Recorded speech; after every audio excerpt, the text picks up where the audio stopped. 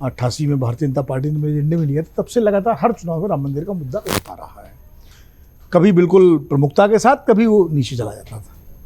2014 में जब मोदी जी जीत के आए थे तो राम मंदिर का मुद्दा बहुत अंदर के पन्नों पे था भाजपा के घोषणा पत्र में, लेकिन अब तो राम मंदिर बन गया, प्राण प्रतिष्ठा हो गई, मंदिर बन रहा है।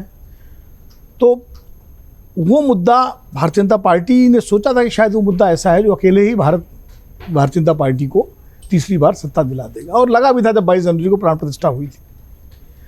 लेकिन जमीन के नीचे जो दूसरे मुद्दे खदबदा रहे थे ना, जिनको हम लोग देख नहीं पा रहे थे, खास करके हम मीडिया के लोग, हम लोग नहीं देख पा रहे थे। इसलिए हमको लगता था कि सिर्फ एक ही मुद्दा है, राम मंदिर का मुद्दा, उसके साथ विकसित भारत की गारंटी और मोदी जी का चेहरा, मोदी जी की लोकप्रियता और विपक्ष का बिखरा होना, ये चीज़ें जो थी चुनाव के का एक नैरेटिव बना रही थी।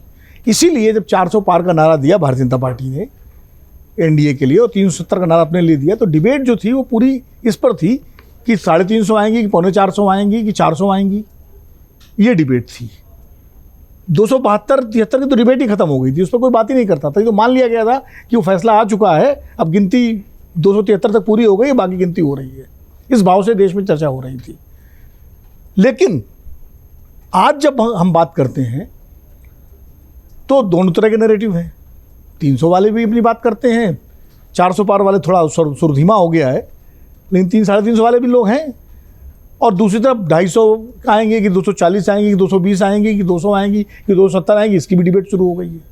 और समानांतर बहस है मीडिया में भी, सोशल मीडिया में भी। तो कहीं ना कहीं जमीन के नीचे कोई हलचल तो हुई है, जिसलिए ये नैरेटिव बदला है। अब हलचल क्या है, कैसे हुई है, इसको समझना चाहिए हमको। जिन मुद्दों को लेकर के, जैसे अभी कहा गया कि दोनों तरफ से मुद्दे बदले गए, मैं इससे सहमत नहीं हूँ। प्रधानमंत्री जी ने हर भाषण अपना जो है हर बार एक नई चीज़ लेकर के आए, लेकिन उनका एक सतत मुद्दा रहा। जिस दिन कांग्रेस का घोषणा पत्र आया, उसको उन्होंने मुस्लिम लीग की छाप बताई, और लगातार उस मुद्दे पर वो तमाम सारे उनके क्या कहते हैं रिटॉरिक्स बदलते गए, लेकिन कोर वही था, मुसलमानों को ये दे दिया जाएगा, मुसलमानों को हिंदू मुस्लिम वाला ध्रुवीकरण जो है, को भले कहीं मंगलसूत्र था, कहीं भैंसें थी, कहीं टोटी आ गई, कहीं जो है बिजली कट गई, उनके रिटॉरिक्स बदलते गए। बीच में उन्होंने ये भी कहा कि मैं हिंदू मुस्लिम की बात नहीं करता हूँ, जिस दिन करूँगा तो उस दिन मैं सार्वजनिक जीवन के लायक नहीं रहूँगा, ये भी कहा उन्होंने। यानी कुल मिला के उनका स्टैंड जो है अलग अलग उसमें रहा। लेकिन विपक्ष में खासकर राहुल गांधी ने 3 मुद्दे जो उठाए थे शुरू से, वो आखिर तक और कल तक के भाषण में अगर आप सुनिए तो वही है बेरोजगारी, महंगाई, अग्निवीर और संविधान। ये 4 बातें लगातार राहुल गांधी, इससे एक भाषण मुझे दिखा दिए जिसमें इन मुद्दों को जिक्र न किया गया हो। तो ये कहना कि 12 मुद्दे बदलते रहे, मैं सहमत नहीं हूँ इससे। इसे 5 चरण रिटॉरिक्स बदले हैं। जी, जैसे मल्लिकार्जुन खड़गे, इसी में ऐड कर दूं, मल्लिकार्जुन खड़गे 10 किलो राशन की बात करने लगे, एक बार कहा, उसके बाद नहीं कहा। लेकिन बीजेपी की तरफ से लगातार 5 किलो राशन की बात तो हो ही रही है। हाँ। तो बदले तो आप भी, मतलब वो एक तरीके से वो देखिए, बदलना तब होता है जब पिछला छोड़ के आप दूसरे पे आ जाओ। बदलना तो ये होता है ना, आप उसमें ऐड कर रहे हो कोई चीज, तो बदलना नहीं हुआ। अगर मल्लिकार्जुन खड़गे और राहुल गांधी संविधान और बेरोजगारी, अग्निवीर छोड़ देते और 10 किलो राशन पे आ जाते, तब बदलना होता।